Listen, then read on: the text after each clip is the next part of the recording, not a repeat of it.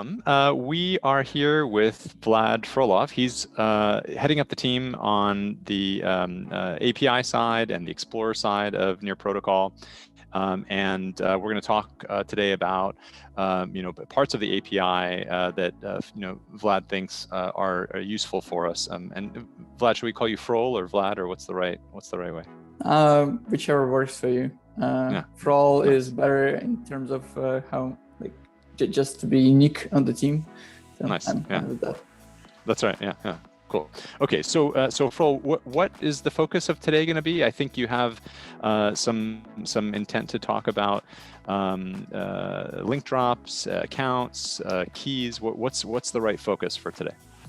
Yeah. First of all, it's nice to meet you, Sharif, and to welcome everybody to watch our series of videos. I was about to talk about the view and change methods on Near in a perspective how they are different and how they're useful in the first place. So let's try to dive into it immediately. You can find in the docs there is some distilled information about potential gotchas you may encounter with view and change functions, but today we're going to dive into them from the point of view of API, and we'll navigate through how the data is flowing, and we'll follow it. So for today's video, I decided to go with an example of our Near link drop contract. You can find it on GitHub. We are not going to dive much into the details. It's implemented in Rust. You can read up the source code. What I want us to focus on is that there are several methods like send and claim. And there is also, there are a bunch of other methods, but one that we are going to focus today is this GetKeyBalance method specifically. So this one is quite small, and I suggest we just study it a little bit closer. Essentially, GetKeyBalance is a function which you provide with a key, and it will return you a balance in unsigned 128 bits integer octa-near precision. So we have an accounts map on our state, and we can query it by the given key. And if everything is fine, so the key is not missing, we will have the balance that is attached to this key. So to look it up, you can always start from the beginning of the file and see that indeed there is a map with the public key and the balance named accounts. So that's how you read it. When we have this send method implementation, we can see that there is something is going on, but ultimately we just insert our public key and the balance attached to this key into the structure we just covered. Everything else is not important right now for us. Let's focus only on this accounts mapping. So we essentially map not the accounts, but the public keys to the balances that we fund. And that's how this contract is working in this in regard to this two methods. So now I want us to talk a little bit about the how do we make those calls from the RPC point of view, from the system point of view. Frol, before we leave the contract, can we just point out that we started the conversation talking about view and change methods, and as a Rust developer, you can immediately tell the difference between a view and a change method because of the mutable reference to self, right? That's totally right. Thank you. Right. Yeah, so basically in send, we can see that self is mutable reference. We can call the methods that are mutating the values on self. And with the GetKeyBalance, as you can see, self is immutable, and it's very handy, as Sheriff pointed out, to immediately spot the method that intend to be view methods. So I would like to make this difference clear. What these, like, when we implement the methods on the contract level, they seem to be just functions on the same level of abstraction. They're kind of the same. We just assume that one you can call and change the data, and call another, and we don't need to change the data. Seems to be there is no distinction. But on the blockchain level, the calls that are not requiring us to modify the data could be executed for free. We don't need to actually push the update to the whole network. You can do it on your own machine. Essentially, imagine if you have your accounts mapping on your local machine, what would you take to look up the key that is provided to you and know the balance?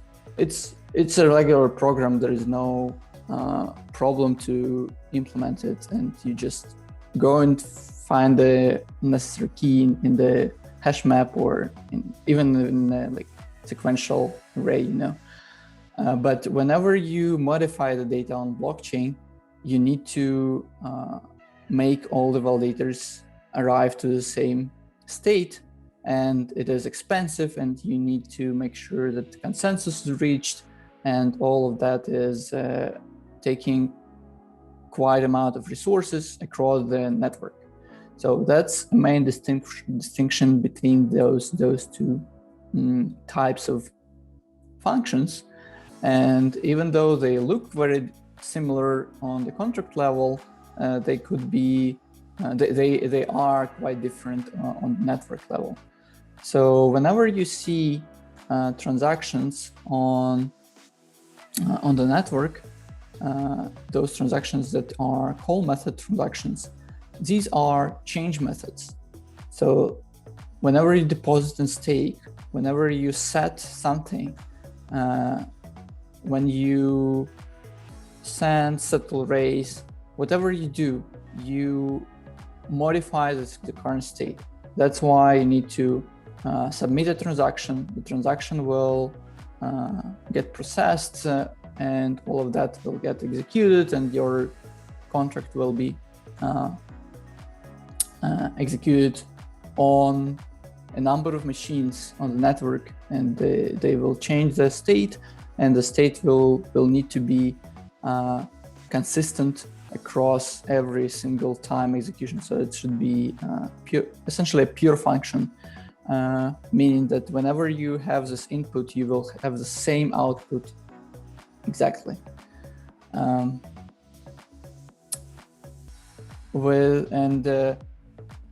We only record such change methods on the network.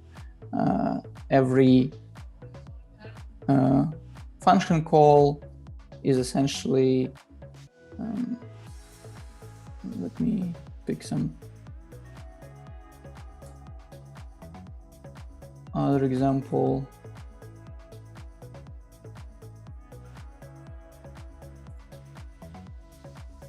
So here we had a function call send that was executed on near account.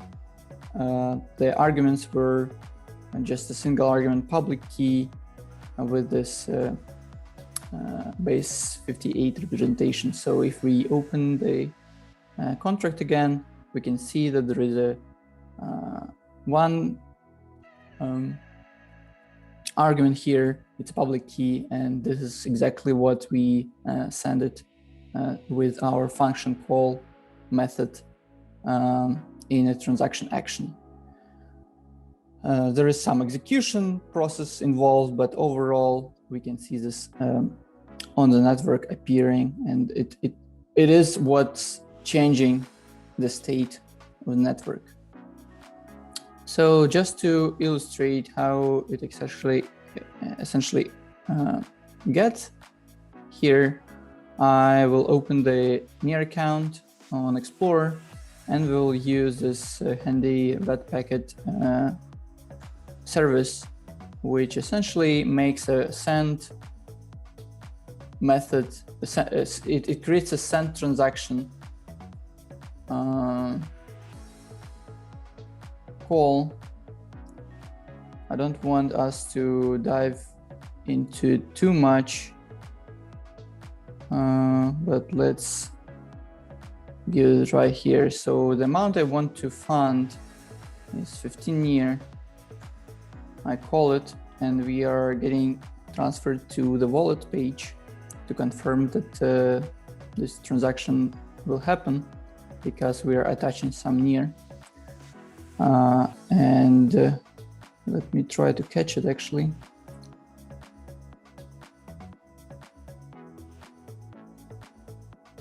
Here's this one.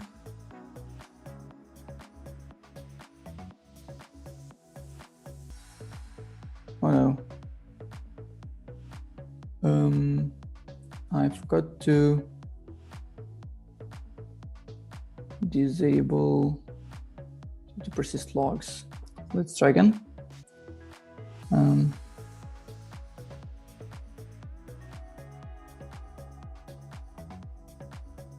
So clean them up. We're transferring this post method. Let's see what's inside. So, Sheriff, can you see the screen well, or should I change something? The text is pretty small, but it's fine. Maybe you could take it out of this and put it into another tool where we could look at it a little bit better. What's your goal? What are we going to look at? The payload? It will be quite short here. The goal is essentially to display this. We have a call to the RPC.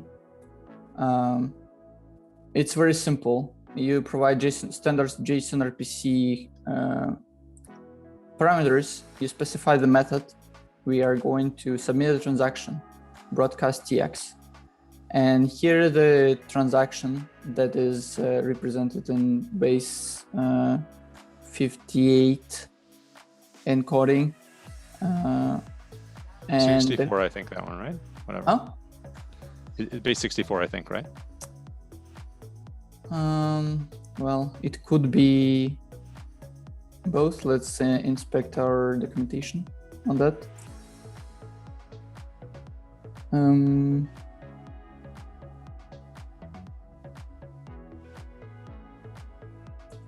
Broadcast.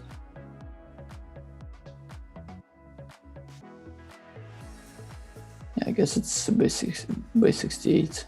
Yeah, too many characters that are not on base 58.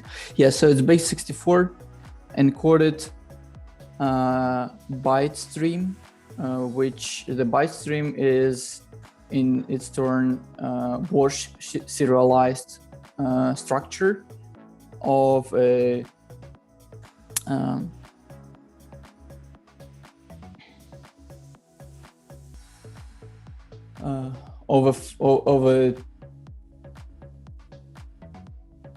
it's a structure that represents a transaction, essentially the signed transaction. It has actions, it has nonce, it has signer, receiver account IDs, all of that information that we don't want to focus right now on. But what I wanted to show is that there is no indications that we are calling some sort of function in the API point, from the API point of view. From the API point of view, we are sending a transaction. It doesn't matter which kind of transaction is sent. It's always like this. You send a broadcast TX, you come up with a transaction, you sign it, you first craft it, then you sign it, and then you send it over the wire, and it will ultimately reach the network. And once it is there, you can use transaction status endpoint TX status, either experimental one or even regular one. Let's take a look into it. So this one, now we can see a response. Actually, yeah, response is here. Let's so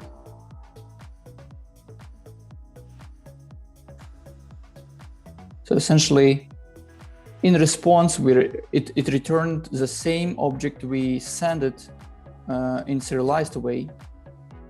So just a reminder, in response to broadcast TX, we received the same transaction, but JSON serialized now. So we can essentially just confirm that everything is what we expected to send was there. We have a status, success value, empty string. The initial transaction was the following. The signer was frol.near. With this public key, I signed this transaction, and all the rest is not very important right now. And the actions of this transaction was that the first action, and the receiver is near, and the action is the following. It's a function call. By the way, I'm like really confused with this representation. Let me find JSON.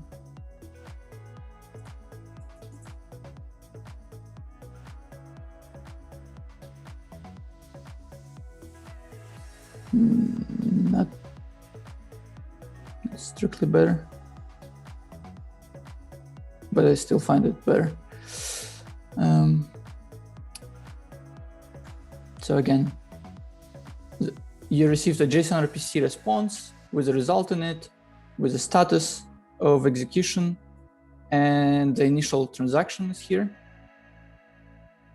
And the transaction is sending from frol.near to near with this send with this public key, and the actions were only a single item. It's a function call, method call, method name is send. I remind you that we are talking to this contract right here. This is a send, and the args are here. They are also base64 encoded. We can quickly use base64 decoder and see that the input was public key this. So these are the arguments that we sent to this send method. We attached this amount of guess and this amount of near tokens as a value accompanying this function call. If you go back again, you can see this attached deposit is the variable that you can use inside the contracts to manipulate with that attached balance and store it or send over somewhere else. So this is the function call that is made through a transaction. It is changing the state. We paid near tokens to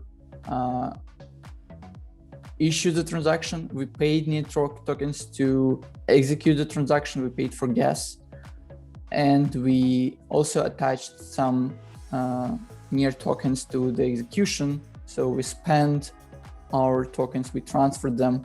It's also a change on the network. So we made a bunch of changes only to the balance of our own. And also the method itself will also change certain state, certain data stored on the network. Now, what I want us to use is another RPC method on the network. Here's the curl command that you essentially craft a JSON RPC body with the method name query. Let me briefly mention that we have a doc for it. So we have a bunch of different query types to view access key or whatnot. And there is also documentation how to make a contract function call through a query. But I want us to make sure we understand that it's a view method function call. So it's the only way to change something on the network. It is through a call and making a transaction and sending it. But if we use this API, we can still execute functions on the construct, but they cannot change anything. They can only view the data. So if we make a query call, request type, call function, account is near, we need to specify the time frame that we're interested in. We want to get the latest final state. That's why we use finality final. Method name is going to be GetKeyBalance. I get it from here. So we were talking in the very beginning about the GetKeyBalance. It expects to receive a single argument key in base 58 public key encoding, and it will return me a string representation of the balance. Let's see. So what we have, we specify the method name GetKeyBalance, and we also need to specify our arguments. The argument is a key, and we need to encode it here in base 64 because we don't require everybody to use JSON. You can write your own contract and expect certain inputs in any format, even binary. Most of our SDKs by default use JSON encoding, but we don't want to limit anybody. That's why we choose to use base 64 encoding here. So to come up with a proper args parameter, I'm going to use base 64 from a command line. I will say, okay, I want to query the key. Which key? Okay, let's get back. We just sent a transaction. Where was it?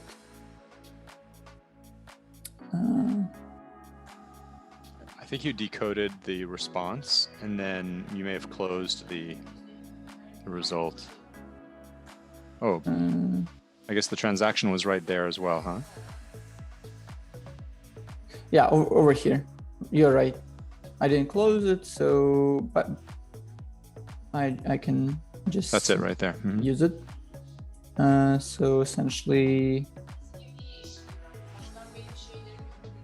this is the body that I want to send as the arguments to my function. And if the parameter name was the same for this GetKeyBalance function, if the parameter name was public key, you could have just used the original base 64 encoding and re-encode it because the parameter name is different. Mm-hmm. And after that, I use pipe to JQ just to make the output a bit more sane. What we receive in result is a JSON RPC response with a result. And this result is represented as a array of bytes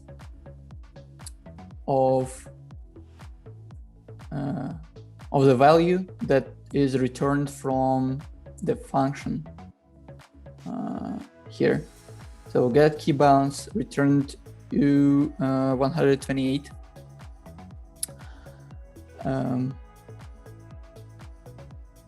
Which essentially is a string. So if we grab these bytes and convert them each into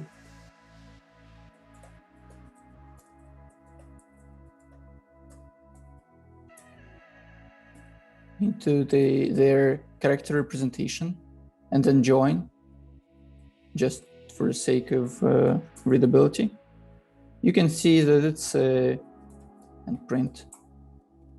You can see that it's a quote encoded integer. So let's grab this integer and see that it's 14 octonier here attached to this public key. Yeah, 14 near, which is the 15 that you send, less the 1 near for the access key fee that's removed by the contract. Right? Exactly. And we can inspect this. So there is no magic here. If you read the code, you can see that we insert as a public key value. We insert the value, the previous value that we could have had for this public key previously. We add the attached balance and we subtract the access key allowance. So this is this constant here. It's exactly 1 near, which is used for contract operation later to cover storage and other needs. So whenever you create a red packet, you will deposit 1 near for the account operation. So that's why it's 14, not 15. That's right.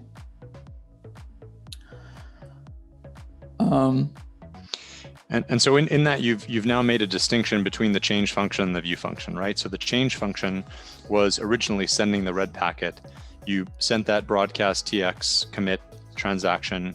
We looked at the response to get an idea of what the original transaction being sent was, because there it was encoded as JSON. We could read it more easily than the base 64 encoded signed transaction or whatever that was actually being sent to the network.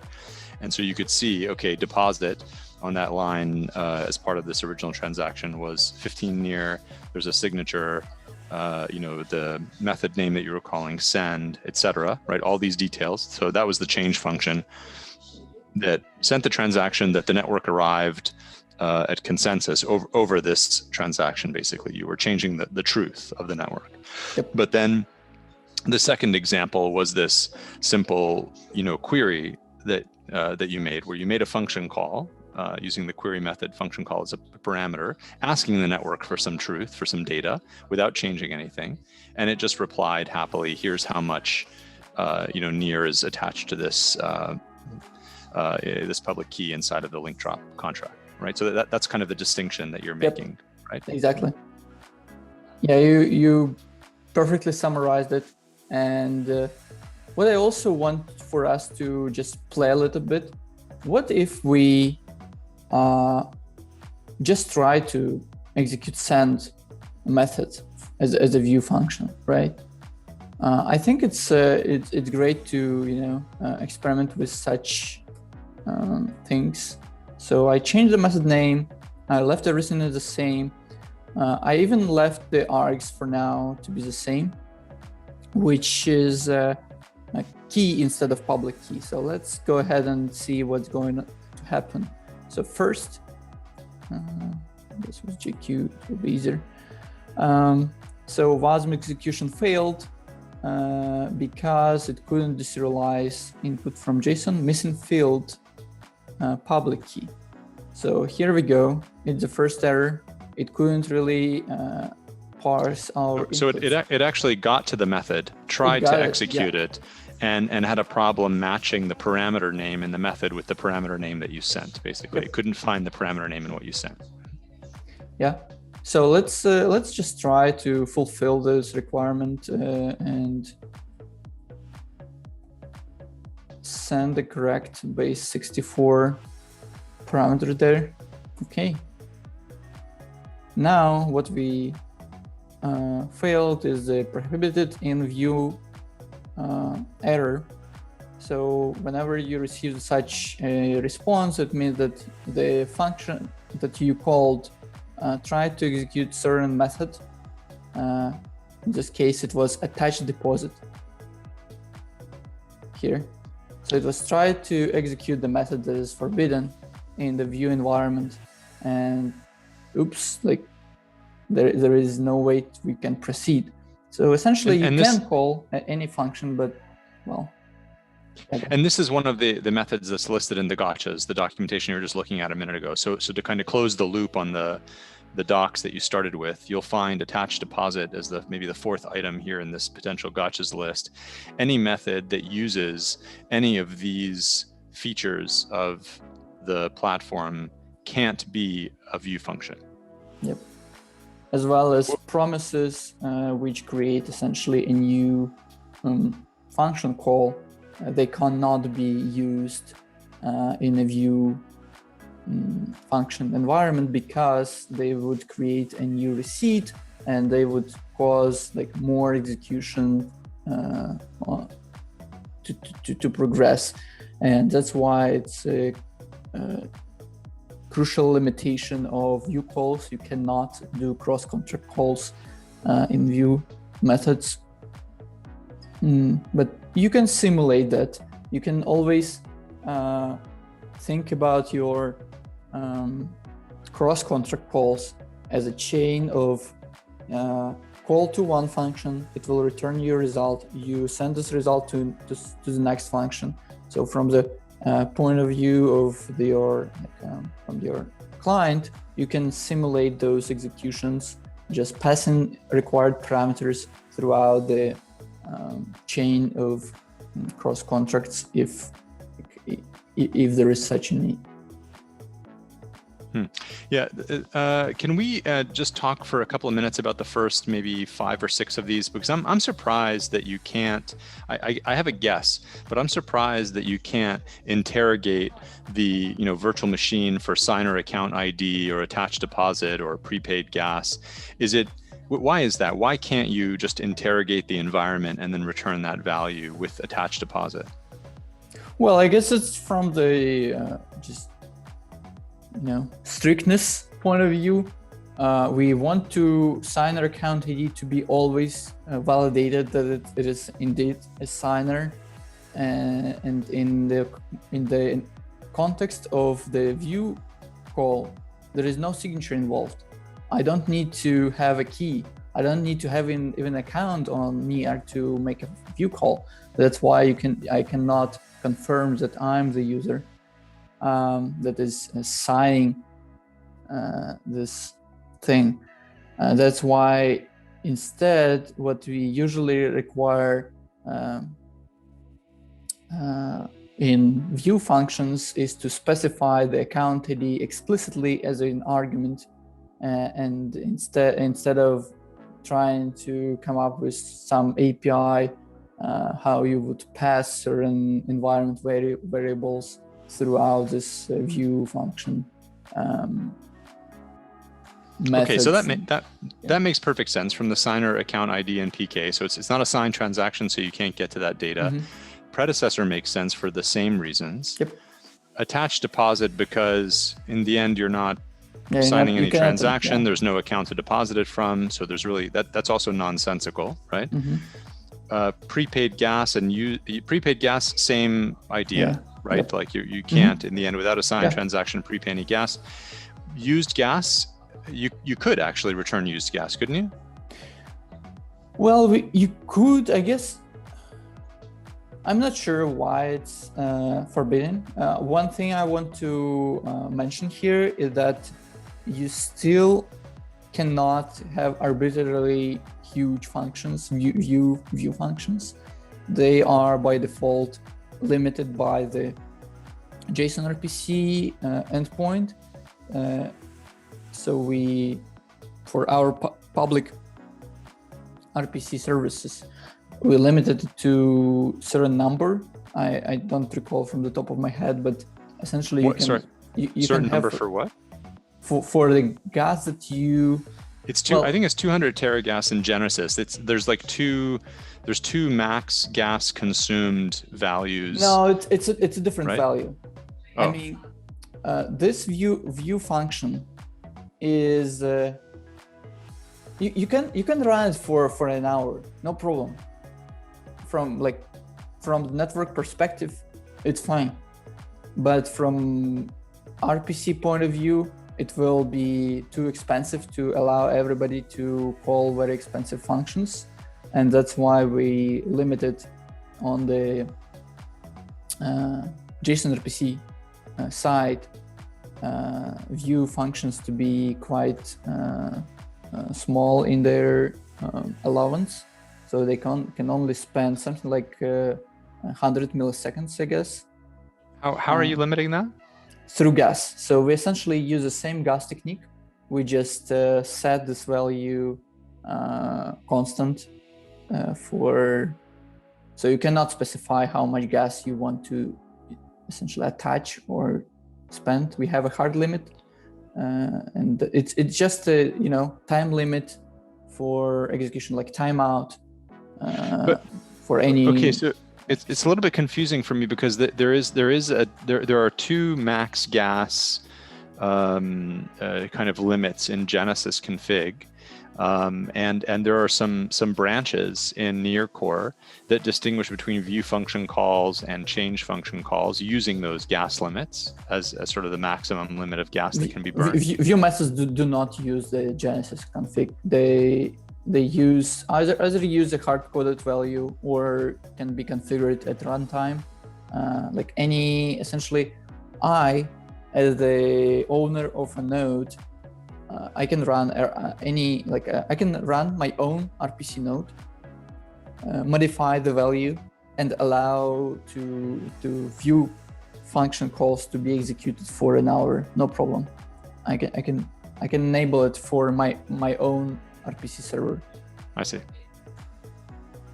It will not affect the network in any way. It's just a matter of resource constraint. We don't want to allow arbitrary computation happening on our public nodes. Yeah, I mean, you could just as easily query your local node. The point is you're just reading from the network, right? Yep. That's what you were saying earlier. Yeah, that makes sense. Correct. So basically, what to just push the boundary of this idea, let's have this thought experiment. Essentially, what view function is needed? Let's have exactly a look. What this function is needed is this map of which is called accounts, which is essentially public key to balance. This is the only thing it needs to get executed. If you can have this mapping locally, you can run this function locally. So there is another method on JSON RPC side is view contract state. You can download essentially the state. You can download the state. You have a contract. You can run the contract on your local machine. It's a WASM binary. Any WASM runtime will do. Pass the state and it will just crunch it. It can crunch it for minutes, days, no problem. You're working with your own state on your local machine, unlimited resources. You don't need to modify the data. That's why it's very different from the change methods in general.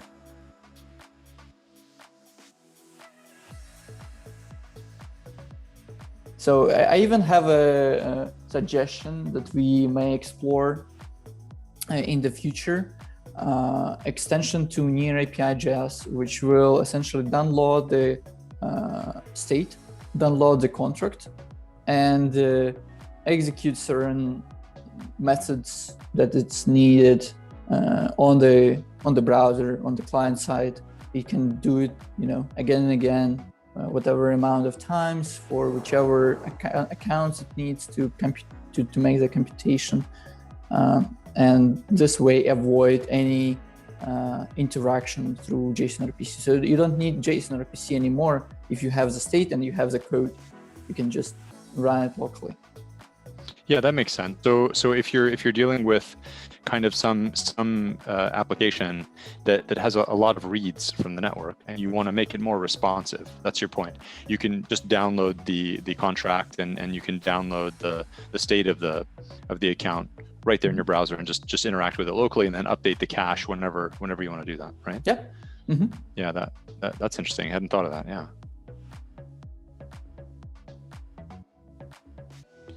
Yeah, this has been great, Frol. I don't think there's is there much else that you want to cover in terms of this, or do you feel like this is enough? I feel it's enough for now. We may dive into more in details how the function, how the transactions essentially are constructed. But I think we can go with a different. So it's a completely different topic. Yeah, it's a huge one. I would cover it in a separate session. Mm-hmm. Yeah. Okay. Cool. So should we stop recording here and then? I think thanks everybody for listening, and hope if you have any questions, feel free to ask them in Discord and reach me out GitHub. So see you.